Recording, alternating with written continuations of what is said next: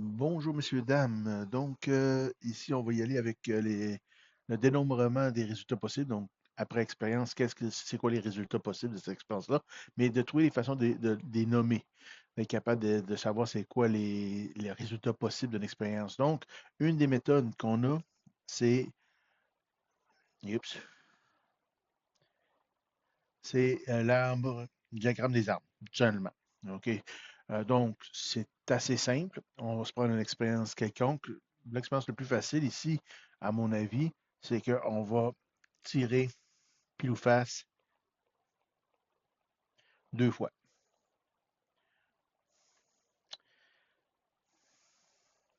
Donc, ça, c'est mon expérience. Donc, la façon que fonctionne un arbre, dans le fond, c'est l'arbre, un peu l'arbre couché. Donc, j'ai la première pièce que je vais tirer. C'est quoi les possibilités si tire la première pièce? J'ai soit pile, soit face. Quand je tire la deuxième pile, la deuxième pièce, voilà, excusez, c'est quoi les résultats possibles? Donc, j'ai pile, j'ai face. Puis quand je tire la deuxième, c'est toujours pile, face. Voilà. Donc, mes résultats possibles, si je me donne la peine de les écrire, j'ai ici, au bout de cette branche-là, pile, suivi de pile. Donc, j'ai pile, pile. Pile suivi de face ici, donc pile, face. Ici, j'ai face, pile. Et j'ai face, face. Donc, ce que j'ai en dernière colonne, c'est tous les résultats possibles, tout aussi simple que ça. Donc, ça, c'est les résultats possibles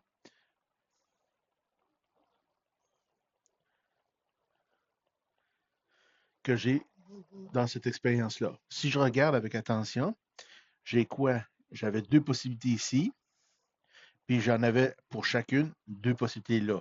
Donc, 2 fois 2, ça fait 4. Donc, j'ai quatre résultats possibles, tout simplement. Ça, c'est diagramme à arbre,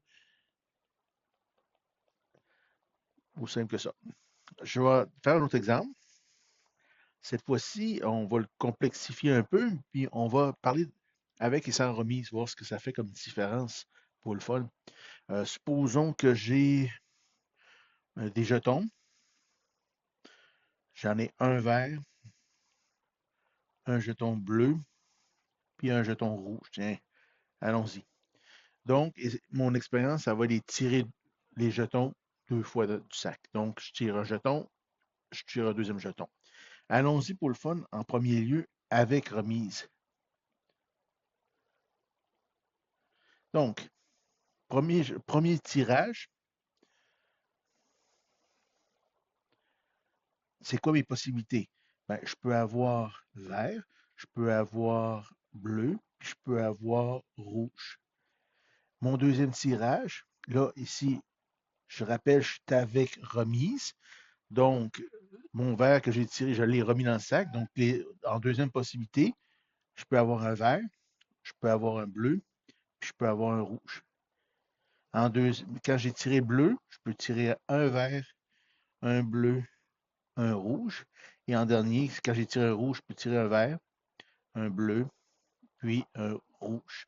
Donc encore là, ici, si je regarde avec attention, mes résultats possibles, vert vert, vert bleu, vert rouge, bleu vert, bleu bleu, bleu rouge, rouge, voilà. J'ai rouge vert, rouge bleu et rouge rouge. Voilà mes résultats possibles, tout simplement dans cette condition. Ici, c'est avec remise. Essayons pour le fun sans remise. Donc encore, j'ai mes jetons. On a dit vert, rouge, puis bleu. Cette fois-ci, sans remise. Est-ce que ça change quelque chose? Bon, premier tirage. Tabarouette que j'écris mal. Donc, premier tirage, deuxième tirage.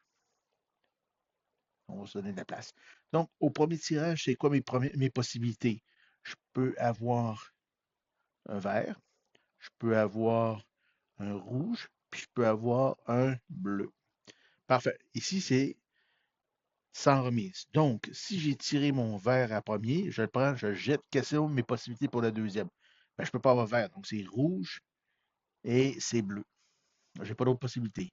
Si ma première tirage, j'ai tiré un rouge, ben, j'ai plus le rouge, je l'ai jeté. Donc, je peux avoir un vert et je peux avoir un bleu.